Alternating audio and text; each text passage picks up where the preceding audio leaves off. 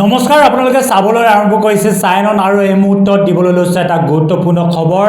দেশৰ প্ৰধানমন্ত্ৰী নৰেন্দ্ৰ মোদীয়ে এবাৰ বিৰোধীৰ মুখ্যমন্ত্ৰীসকলৰ সৈতে এক বৈঠকত মিলিত হয় আৰু দিল্লীৰ এখন অনুষ্ঠানত গোটেই বিৰোধী যিমান ৰাজ্যৰ মুখ্যমন্ত্ৰীসকল আছে সেই মুখ্যমন্ত্ৰীসকলৰ সৈতে এক সুখাদ্যমূলক বৈঠকত মিলিত হয় আৰু তাতে প্ৰধানমন্ত্ৰীসকলৰ সৈতে একাপ চাহৰ জুতি ল'লে প্ৰধানমন্ত্ৰী। আমি গ্ৰাফিক্সৰ জৰিয়তে দেখাবলৈ বিচাৰিছোঁ।